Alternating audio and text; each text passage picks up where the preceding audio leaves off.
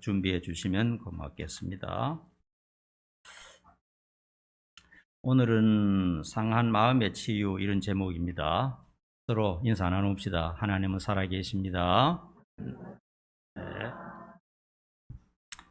상한 마음이라고 하는 것은 의학적인 용어에서는 이제 우울증이라 그렇게 진단을 하는데 그런 얘기를 오늘 한번 해보도록 하십시다. 왜 그러냐 하니까 지금 장마철에 접어들었습니다. 월요일부터 이번 한 주간 동안 비가 계속 온다고 합니다. 그리고 또 후덥지근하고요. 이럴 때가 기분이 가장 좀 울적하죠. 정신 이상자들을 보면은 비가 오고 흐리고 후덥지근할 때 더 심해진다고 합니다. 상쾌한다거나 날씨가 좋을 때는 그렇지 않은데 날씨가 나쁘면은 정신적으로 더 그렇게 어려워진다 하는 얘기를 들었습니다. 현대의학에서 우울 증상이라고 할 때, 자, 여러분 주보 뒤쪽에 한번 펴보세요.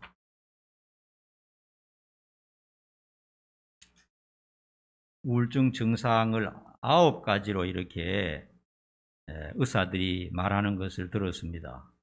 서울대 어떤 의사가 이런 것이 있다 하는 얘기를 하는 것을 제가 인터넷을 보고 이렇게 적었어요. 보통 9가지, 10가지를 가지고 이제 이렇게 정신과 의사들이 조사를 하는데 이 9가지 중에서 이런 기분은 다 있어요. 누구나 다 있습니다. 아침, 저녁으로 다 있는데 있다가 없다가 하는 건 상관없어요. 그런데 이게 이제 2주 이상 계속 반복되면 5가지 이상에서 2주 이상 반복되면 우울증으로 진단한다는 겁니다. 자, 한번 봅시다. 첫째는 우울한 기분입니다. 왠지 울적한 마음, 울고 싶은 마음, 그리고 모든 활동에 흥미가 떨어지는 겁니다. 전과 다르게. 그리고 어떤 경우는 불면증, 잠이 오지 않는다든지 또는 반대로 어떤 사람은 계속 낮이고 밤이고 자꾸 자려고 하는 그런 증상. 그 다음에 식욕 감퇴가 일어나든지 아니면 자꾸 너무 많이 먹으려고 한다든지 그런 것도 문제가 되고, 그 다음 5번째 불안, 초조, 두려움, 축 처지는 느낌, 그 다음에 느린 행동들, 그리고 6번째 피로하거나 기력이 상실되는 것, 존재감 저하, 죄의식은 계속 더 늘어나고, 그 다음 8번째 보면 사고력, 집중력이 저하되고 어떤 결정을 하는 데 있어서 장애가 있고, 그 다음에 죽음에 대한 반복적인 생각, 이런 조금 의사들마다 조금씩 다르더라고요. 다른데 보통 대충 이런 거예요. 이런 증상이 있었다가 없었다가 하는 것은 상관없어요. 날씨가 흐렸다가 개었다가 하는 것처럼 상관없는데 이것이 계속돼 이제 2주 동안 밤낮으로 5가지 이상에서 반복되면 우울증 초기 증상이라 하는 것을 스스로 깨달아야 한다 하는 것입니다.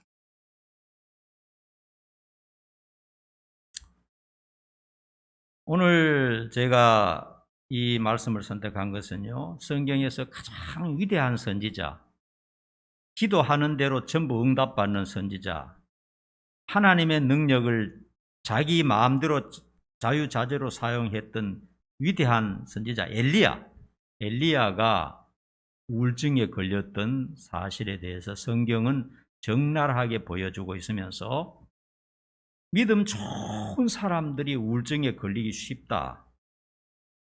또 교회 훌륭한 지도자들 중에서도 우울증이 걸릴 수 있다 하는 것을 우리가 한번 생각해 보고자 합니다. 나는 믿음이 있으니까, 나는 신앙생활 하니까, 나는 기도하는 사람이니까 설마 나한테 이런 것이 있겠느냐 하는 사람은 이제 우리도 그럴 수 있다. 믿음이 좋은 사람이요, 충격적인 일을 당하면요 더 잘 우울증에 걸릴 수 있어요. 그래서 오늘 이걸 생각해 보면서 이 더운 여름을 하나님 의지하면서 잘 이겨낼 수 있기를 바라는 마음입니다.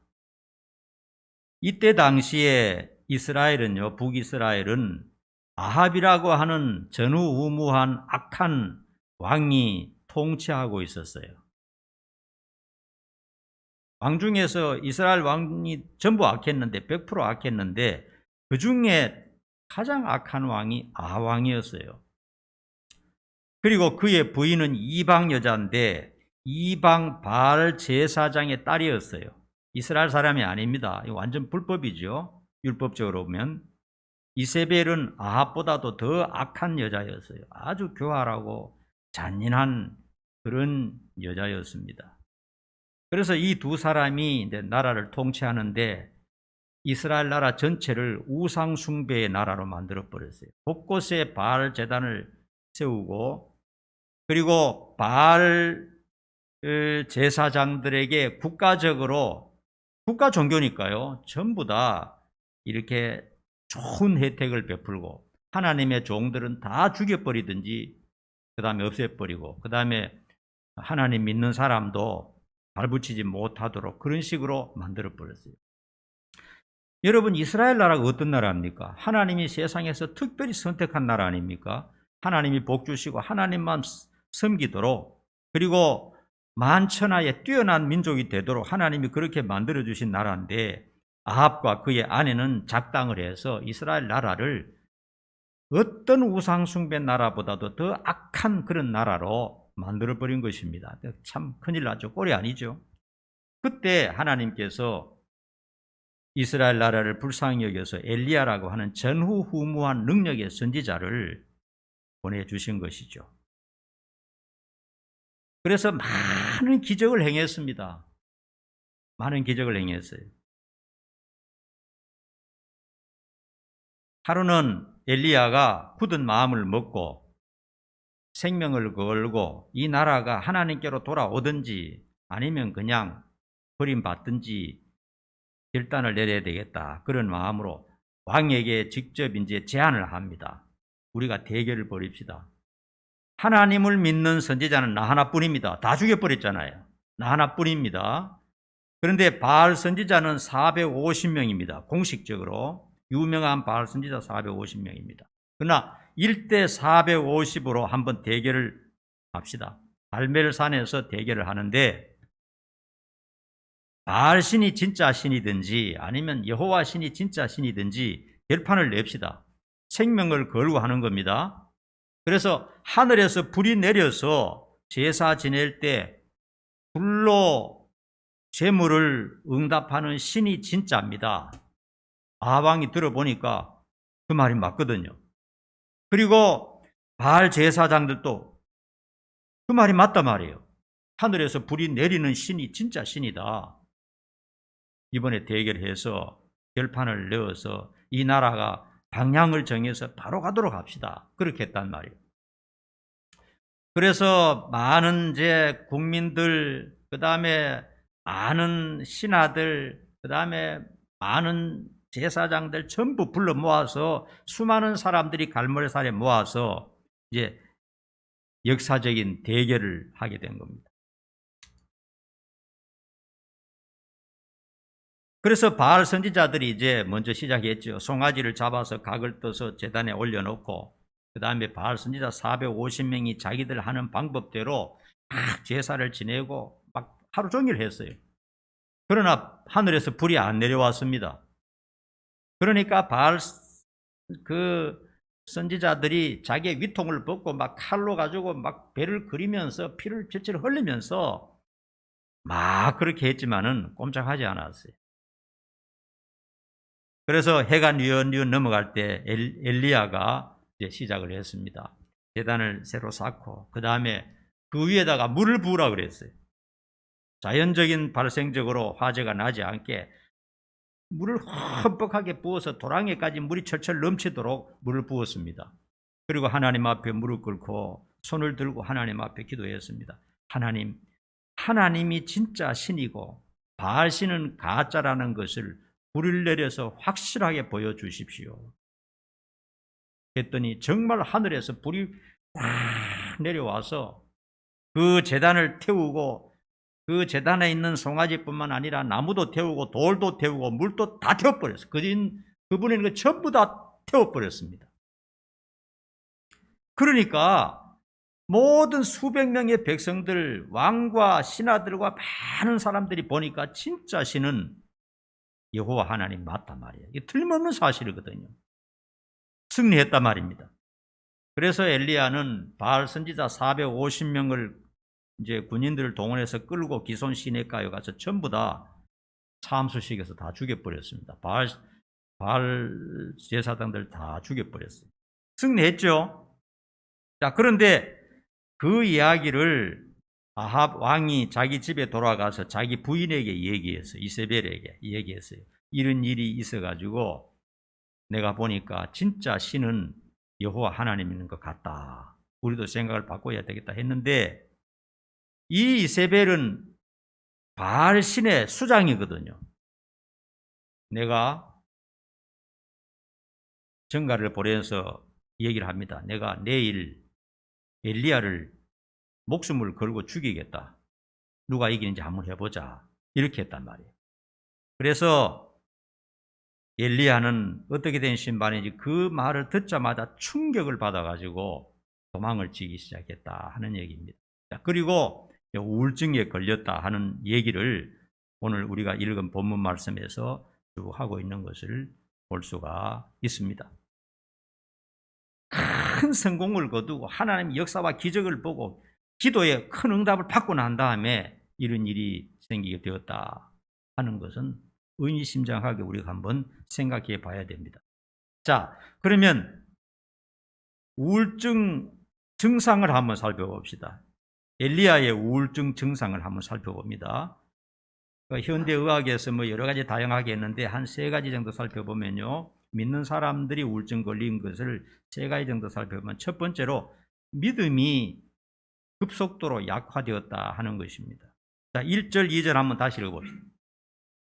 1절, 2절 다 같이 시작. 아합이 엘리야가 행한 모든 일과 그가 어떻게 모든 선지자를 칼로 죽였는지를 이세벨에게 말하니 이세벨이 사신을 엘리야에게 보내어 이르되 내가 내일 이맘때에는 반드시 내 생명을 저 사람들 중 한 사람의 생명과 같게 하리라. 그렇게 하지 아니하면 신들이 내게 벌 위에 벌을 내림이 마땅한지라. 엘리야가 이 전쟁에서 이겼는데 이세벨이 독을 품고 반드시 너를 죽이겠다 했단 말이야. 그 얘기를 들었을 때 엘리야가 충격을 받아서 그냥 우울증에 걸린 것이죠. 그러니까 믿음이 약화되었다 하는 것입니다. 엘리야가 어떤 사람입니까? 하나님이여 비를 내리지 마옵소서 했을 때 3년 동안 비가 안 왔어요. 3년이 지난 다음에 하나님이여 비를 내려 주옵소서 했을 때 비가 엄청나게 쏟아졌어요. 죽은 아이가 있었을 때 하나님이여 이 아이를 살려주십시오 했을 때 하나님이 살려주셨어요. 엘리야가 하는 기도는 전부 다 응답이 되었어요. 엘리야 기도에 대해서 노한 일이 성경에 없단 말이에요. 그만큼 믿음이 특출한 선지자인데 갑자기 믿음이 없어져 버린 겁니다. 자, 막 이런 일이 있을 때 하나님이여 이세벨을 파멸시켜 주시고 하나님이 살아계신 것을 보여주십시오. 이렇게 해야 될 텐데 그만 믿음이 사늘하게 식어져 버린 겁니다. 냉소주의자가 되어버린 겁니다. 여러분, 믿음이라는 것은 그럴 수가 있어요. 잘못하면 믿음이 굉장히 좋았는데 어느 날 보니까 믿음이 하나도 없이 형편없이 구는 그런 사람들이 신앙생활을 하는 중에 성도들 중에 가끔 있어요. 이걸 조심해야 되는 겁니다. 믿음이 그냥 식어져 버립니다. 그러니까 믿는 사람들에게 우울증 증상은 첫 번째가 믿음이 식어져 버립니다. 하나님이 안 믿어지는 겁니다. 기도하면 응답이 이루어지고 예수님의 말씀이 그대로 믿어졌는데 우울증 증상이 오면 그게 성경이 안 믿어져요. 성경을 가까이 하기도 싫어요. 믿음이 사늘하게 식어져 버리는 거죠. 그 다음에 두 번째 증상은요, 현실 도피입니다. 3절 한번 읽어보십니다. 3절. 하지. 시작. 그가 이 형편을 보고 일어나 자기의 생명을 위해 도망하여 유다에 속한 부엘세바에 이르러 자기의 사환을 그곳에 머물게 하고, 이 도망을 쳤습니다. 국경 지역으로 도망을 쳤어요. 사막 지역을 지나서 아무도 올 수 없는 국경 지역으로 부엘세바로 도망을 쳤습니다. 왜냐하면 국경을 넘어서 다른 나라로 넘어가기 위한 도피를 하고 있는 겁니다. 선지자는 그러면 안 되거든요. 선지자의 사명은 뭡니까? 선지자의 사명은 자기의 현장, 조국 이스라엘을 위해서 헌신해야 되는데 조국 이스라엘을 버리고 살기 위해서 도망을 치는 겁니다. 도탄에 빠진 백성들에게 복음을 전하기 위해서 하나님께서는 엘리야에게 특별한 능력을 주셨어요. 기도하면 전부 응답되는, 말 한마디면 전부 그대로 이루어지는 그런 특별한 능력을 하나님이 주셨거든요. 왜냐하면 세상이 악하기 때문에 그런 선지자를 보내주셨는데, 이 우울증에 빠지니까 이러다 큰일 나겠다 하면서 현실 도피하는 것을 볼 수 있어요. 현실을 자꾸 도피하고 사람을 자꾸 피하려고 하고 안 만나려고 밖에 안 나가려고 하고, 이런 것이 우울증상의 일종이라는 것을 알 수 있습니다. 그 다음에 이제 죽고 싶어 하는 마음을 가지게 되었어요. 자, 4절 한번 보십시다. 4절. 시작. 자기 자신은 광야로 들어가 하룻길쯤 가서 한 오뎀나무 아래 자기가 죽기를 원하여 이르되, 여호와여 넉넉하오니 지금 내 생명을 거두시옵소서. 나는 내 조상들보다 낫지 못하나이다 하고, 제가 생각할 때는 엘리야가 그때 나이가 기껏해야 한 40대 정도 됐을 거라고 생각합니다. 나이가 그렇게 많지 않았어요. 이제 국경지대에 자기 사환도 여기 머물러 있으라 하고 자기 혼자 이제 하염없이 광야를 걸어가는 겁니다. 미친 듯이 그냥 막 뛰어서 도망을 가는 겁니다.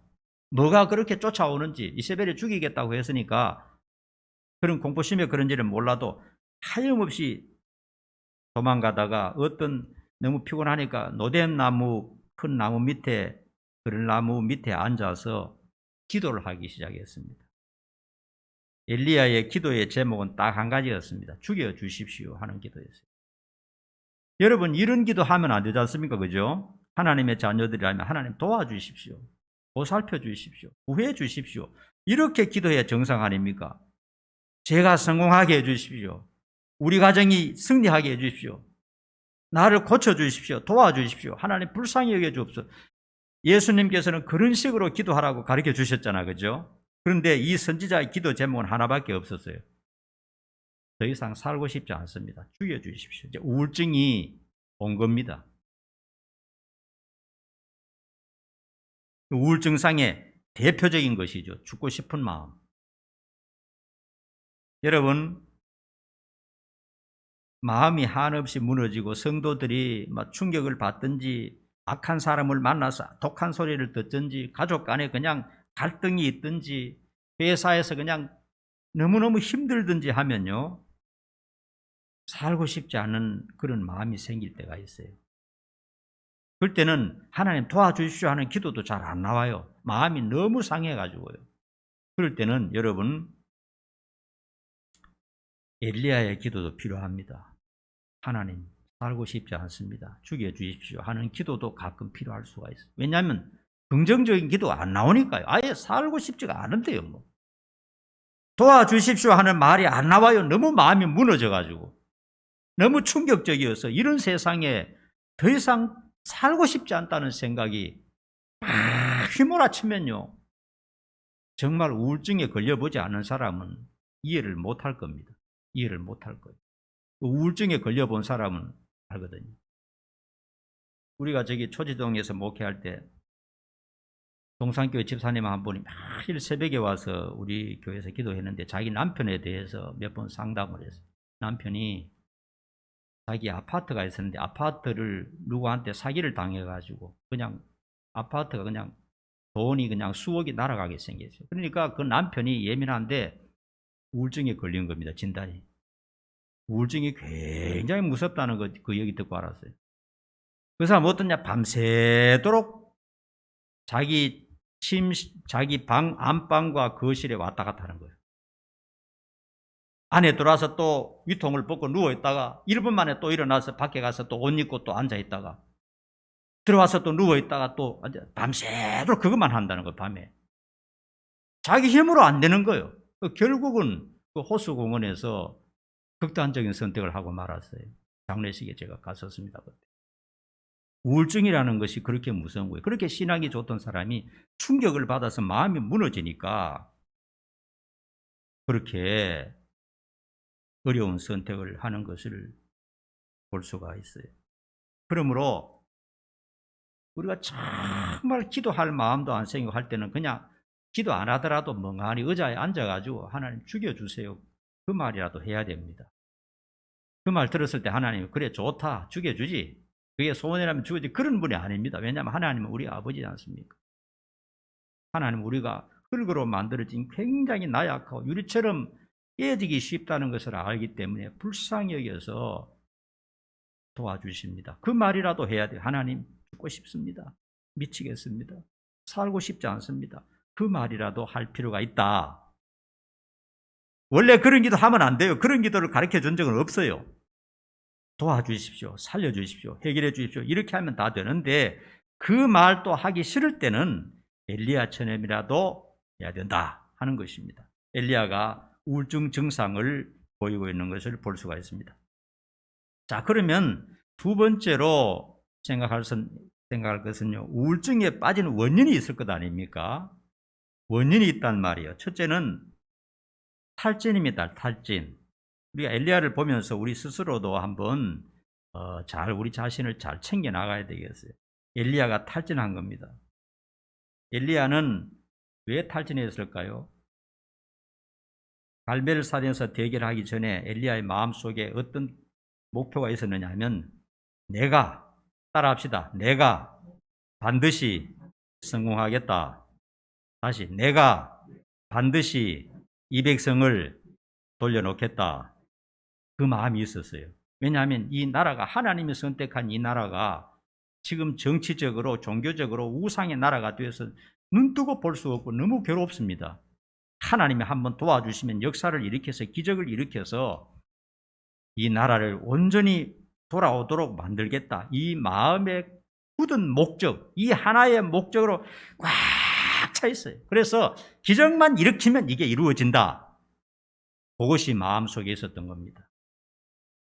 그래서 아마도 엘리야는 몇 년 동안 준비했을지 몰라요. 하나님의 응답도 받았고 하나님의 음성도 들었을 겁니다. 집중해서 나라를 살리기 위해서 희생적이고 충성을 했기 때문에 이 엘리야가 하나님의 음성도 듣고 하나님의 도움도 받고 네가 하는 대로 도와주겠다 하는 메시지도 다 들었을 것입니다. 집중해서 거기다가 자기 인생을 걸었습니다. 여기에서 성공하면 나라를 살리고 여기에서 실패하면 나도 죽고 나라도 없다. 이 하나의 목표를 가지고 거기에 올인을 했기 때문에 모든 진액을 다 쏟아부었습니다. 그러니까 잠을 제대로 자겠습니까? 먹는 걸 제대로 먹겠습니까? 또 먹을 수도 없어요. 챙겨주는 가족도 없고 아무도 없으니까요. 이 사람이 굶어가면서 그냥 잠도 제대로 하지 않고 그냥 하나의 목적이 있으니까 그냥 몸이 말라 비틀어 가면서도 목적을 위해서 계속 집중을 한 겁니다.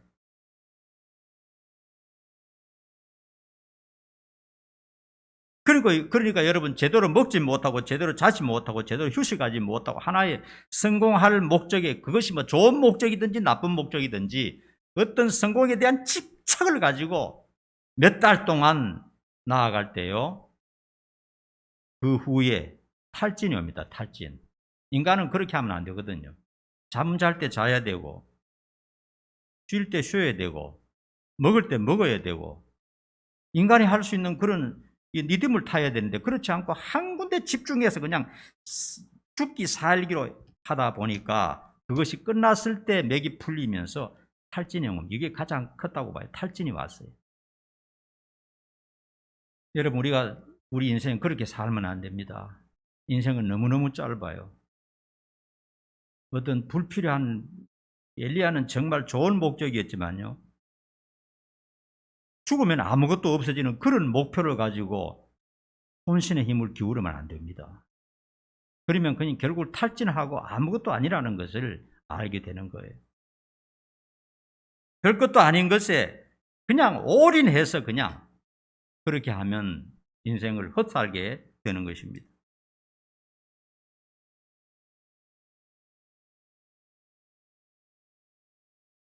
그래서 엘리야 옆에는 또 동료도 없고 또 가족도 없고 배우자도 없고 아무도 없었어요. 그러니까 혼자서 그렇게 열정을 내서 하나님 붙들고 하다가 일이 끝나고 난 다음에 탈진이 되어서 이렇게 우울증에 빠진 겁니다. 아무리 믿음 좋은 사람도 탈진이 오면은 우울증에 빠질 수가 있는 것입니다.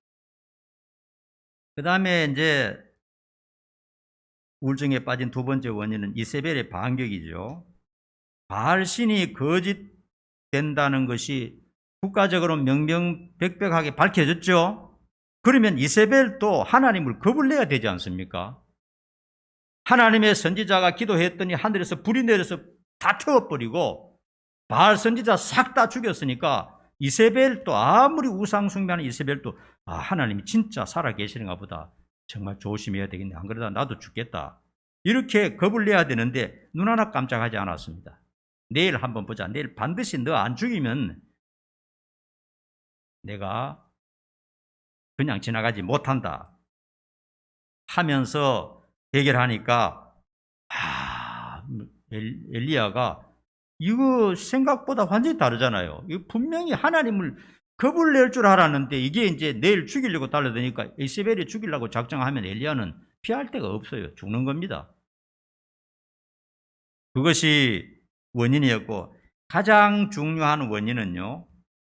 이스라엘 백성들에게 변화가 없었다는 겁니다. 이스라엘 백성들이 다 봤잖아요. 수백 명이 보고 그리고 그 말이 퍼져나갔잖아요. 퍼져나갔지만은 우상 종교에서 올바른 여호와 신으로 돌아온다는 그런 메시지도 없고 또 사무엘 시대에 온 백성이 모여서 회개했던 그런 것도 보이지 않습니다. 단 하나도 우리의 잘못된 것을 바르게 세워서 바로 돌이키자 하는 그런 모습이 보이지 않았어요. 그러니까 거기서 절망해버린 겁니다. 이것만 하면 이 나라가 돌아서고 백성들이 회개하고 통해 자복하고 역사가 일어나고 이 나라가 정말 하나님의 나라로 돌아섰다고 분명히 믿었는데 백성들은 단 한 사람도 눈도 안 깜짝거리고 그냥 우상 숭배에 빠져 그대로 있는 겁니다. 엘리야를 동조하는 사람이 아무도 없어요. 그냥 우상 숭배에 빠져 있고 그냥 전에 시스템대로 그냥 돌아가고 있는 거예요. 그러니까 이건 뭐 아무것도 안 되는구나. 하늘에 기적이 내려서 하나님의 살아계신 것을 분명히 보여주었는데도 눈 하나 깜짝 안 하네. 내가 이런 것들 데리고 뭐 하겠단 말이냐. 아무 소용이 없어. 거기서 절망한 겁니다. 선지자고 복음 전하는 것이고 이게 무슨 소용이냐. 한 사람도 회개시키고 구원시키지 못하는데 역사와 능력과 기적을 일으켜서 하나님의 기적을 일으켰음에도 불구하고 한 사람도 변화가 없는데 내가 이거 지금 무슨 짓을 하고 있지. 여기서 절망감이 더 이상 할 게 없는 겁니다. 최대한의 힘을 가지고 했지만 그것이 백성들에게 받아들여지지 않으니까 더 이상 뭐 할 게 없는 거예요. 그러니까 낙심에 빠지고 선지자고 뭐고 못하겠다 이렇게 해서 우울증에 빠진 것입니다. 자, 그 다음에 하나님의 치유를 한번 보십시다. 하나님의 치유요. 5절 말씀 한번 보십시다. 5절. 자, 시작. 자더니 천사가 그를 어루만지며 그에게 이르되 일어나서 먹으라 하는지라.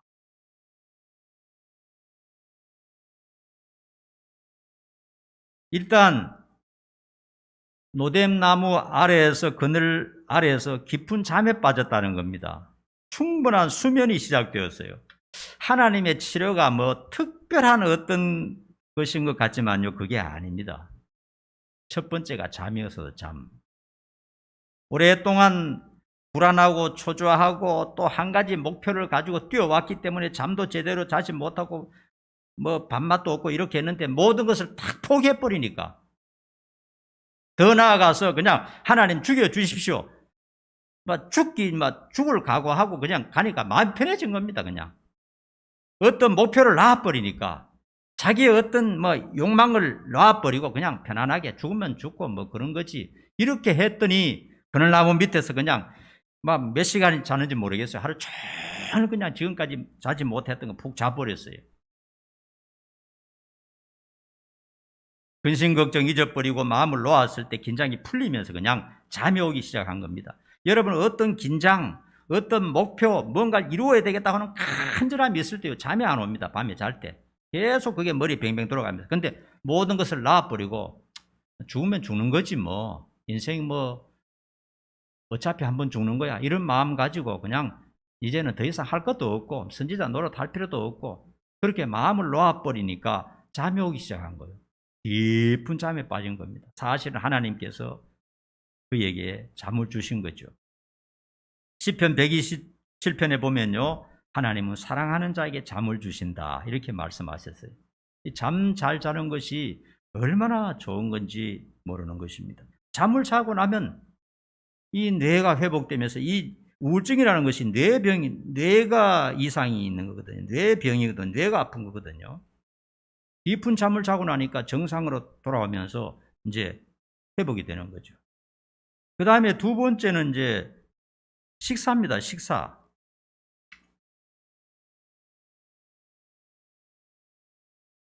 6절 한번 봅시다. 6절 다시 시작. 본즉 머리맡에 숯불에 구운 떡과 한 병 물이 있더라. 이에 먹고 마시고 다시 누웠더니 하나님이 치료하시는 방법이요. 푹 자게 하고 그 다음에 배고픈 거 먹게 하는 것이었습니다.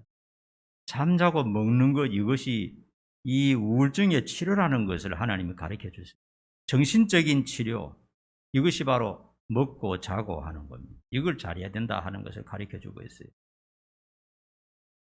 근데 여러분 특이한 것은 음식을 차려주는 것은 가정의 배우자가 해주든지 아니면 또 가족들이 맛있는 걸 사주든지 친구들이 해줘야 되는데 특별하게 천사가 와서 해줬어요. 왜 그랬을까요? 엘리야 옆에는 사람이 없었어요. 일단 가족이 없었습니다. 외로운 사람이었어요. 그리고 그 옆에는 아무도 접근을 할 수가 없어서 왜냐하면 접근하면 다 죽여버리니까요. 그러니까 혼자 있으니까 얼마나 외롭습니까? 사람이 그를 음식을 해주고 못 해주니까 하나님이 어쩔 수 없이 천사를 보내서 그렇게 했다는 겁니다. 천사를 보내가지고. 그리고 실컷 먹고 물도 마시고 그리고 배가 부르니까 또 잤어요. 그러니까 먹고 자고 이렇게 했다는 겁니다. 푹 쉬고 푹 자고. 그 다음에 천사가 격려합니다. 7절 말씀 보십시오. 1절 시작. 여호와의 천사가 또다시 와서 어루만지며 이르되 일어나 먹으라. 네가 갈 길을 다 가지 못할까 하노라 하는지라. 엘리야는 천사의 몸을 만져주고 뭉친 근육을 풀어주었어요. 요즘 말하면 마사지겠죠. 마사지는 가족들이 해주는 거잖아요. 남편이 그냥 너무 힘들고 할 때 아내가 어깨 마사지를 해준다든지 반대로 아내가 힘들고 지쳐있을 때 남편이 어깨 마사지를 해준다든지 자녀들이 와서 또 손을 주물러주고 한다든지 이렇게 해야 되는데 그럴 사람이 엘리야 옆에는 없으니까 천사가 와서 마사지를 해줬어요. 너 걸어온다고 하루 종일 며칠 동안 걸어온다고 욕받지 하면서 마사지를 해주면서 힘내라 이렇게 격려하는 것을 볼 수 있습니다. 여러분 마음이 상할 때요 격려와 위로를 해주는 사람이 진짜 필요합니다. 그냥 옆에 가만히 앉아있는 사람 앉아 있어 주기만 해도 풀릴 수가 있어요. 그것을 해줄 사람이 누굽니까? 바로 배우자고 부모고 자식이거든요. 그리고 친한 친구들이거든요. 근데 엘리야에게는 그런 사람이 없으니까 하나님께서 천사를 보내서 격려해 주고 떡도 주고 물도 주고 먹여주고 잠도 자게 해주고 마사지도 해주고 그렇게 한 것을 볼 수가 있습니다. 여러분, 오늘날은 천사가 와서 그렇게 안 합니다. 오늘날은 가족들이 해야 돼요. 가족 중에 누가 어려움에 빠져 있는지, 누가 마음이 슬픈지 헤아려 가지고 그걸 가족들이 할 수가 있어요. 천사가 했던 이 모습들 어떻게 됩니까? 푹 쉴 수 있도록 해주고 깝치지 말고, 그 다음에 뭐 자꾸 뭐 좀 이렇게 굼뜨고 하면 자꾸 책망하는 수가 있어요. 가족들이 이 우울증이 왔는데, 병이 왔는데 그러면 안 되고, 그리고 가서 진짜 평소에 이 사람이 좋아하던 것, 맛있는 거 사주기도 하고요. 좋은 음식, 맛있는 음식 먹고 나면 마음이 많이 풀릴 수도 있어요. 그리고 어쨌든지 격려를 해야 됩니다. 격려를 하나님 말씀으로 격려하고 또 격려하고 이렇게 해야 된다는 것입니다. 오늘 결론 한번 내려봅시다.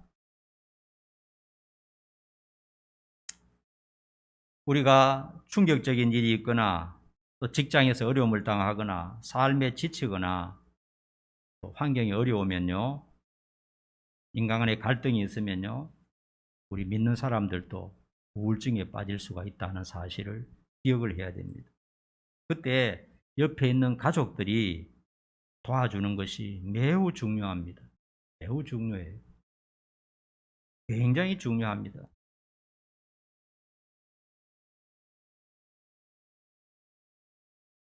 그래서 격려하고 위로하고 또 교제하고 평소에 좋아하는 음식도 먹고요. 이렇게 하면은 서서 회복되고 풀리는 것입니다. 자살하는 사람들 중에요, 이렇게 말하는 것을 들어봤습니다. 단 한 사람이라도 내 편이 되어준다면 자살을 멈춘다는 거예요. 그런데 세상에 단 한 사람도 내 편이 없고 이렇게 억압을 가했기 때문에 그 사람이 그냥 극단적인 선택을 했다 하는 얘기를 한 사람이라도, 가족 중에 한 사람, 친구 한 사람이라도 옆에 와서 등을 두드려 주면서 위로해 주면은, 맛있는 커피 한 잔 사주고 위로해 주면은 결코 극단적인 선택을 안 한다는 겁니다. 그런데 옆에 있는 사람이 무관심하게 저게 왜 잘하더만 지금 왜 저렇지? 왜 저렇게 느려? 왜 저렇게 바보짓을 해? 왜 저렇게 축 처져 있어? 도대체 뭐 하는 거야? 왜 저렇게 자꾸 죄를 짓고 있어? 이렇게 해버리면 그 사람이 극단적으로 간다는 것입니다. 그리고 우리에게 우울증이 오면 그때 일어나는 자가 마귀입니다. 마귀. 이때다 저놈을 이제 쓰러뜨릴 때가 되다 하고 마귀가 역사하니까 그걸 조심해야 되고요. 그리고 본인 자신도 이제 이 말씀을 우리가 배웠으니까, 내가 지금 상태가 정신적으로 지금 아프다 하는 상태를 직시하고 문제되는 것을 정리를 하고요. 무엇 때문에 내가 원인이 뭔가 하는 것을 정리를 하셔야 됩니다. 혹시라도 죄가 있으면 죄를 정리하기도 하고요. 뭔가 어디 탐욕이 있으면 탐욕을 정리하기도 하고요. 그리고 푹 잘 수 있도록 해야 되고, 휴식을 취해야 되고요. 맛있는 음식을 먹기도 하고요. 자기 스스로도 이렇게 자기 자신을 치료하는데 애를 써야 됩니다. 그냥 방치하면 안 된다는 거예요. 그리고 정말 자기가 좋아하는 사람과 교제하고 대화하고, 이겁니다. 부부 간에는, 부부가 있다면 제일 좋은 것은 부부와 좋은 대화입니다. 부부가. 제가 살아보니까 그래요.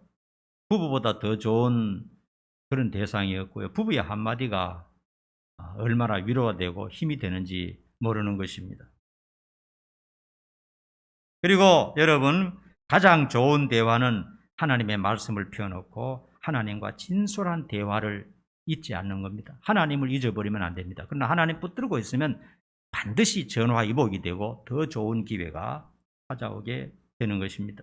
엘리야에게 천사를 보내서 격려하시고 치유하셨던 하나님은 우리도 도와주신다는 사실을 기억하시고요. 성경 한 군데 보고 마치도록 하십니다. 시편 104편 13절 14절 뜻을 생각하면서 같이 읽습니다. 시작. 아버지가 자식을 104편 103편인데 내가 104편 했네요. 내가 잘못했습니다. 내가 그냥 읽어 드릴게요. 들으세요. 아버지가 자식을 긍휼히 여김같이 여호와께서는 자기를 경외하는 자를 긍휼히 여기시나니 이는 그가 우리의 체질을 아시며 우리가 단지 먼지뿐임을 기억하심이로다. 하나님 우리를 불쌍히 여기신다. 반드시 도와주신다는 것을 기억하시기 바랍니다. 기도하겠습니다. 상한 마음의 치유라는 하나님의 말씀을 가지고 생각해 보았습니다. 엘리야 같은 위대한 선지자도 이런 어려움에 빠질 수 있었는데 우리 스스로 우리 자신을 잘 준비하면서 영적으로 육적으로 정신적으로 끝까지 건강하게 살아갈 수 있도록 주님 축복해 주시옵소서. 예수님의 이름으로 간절히 기도하옵나이다. 아멘.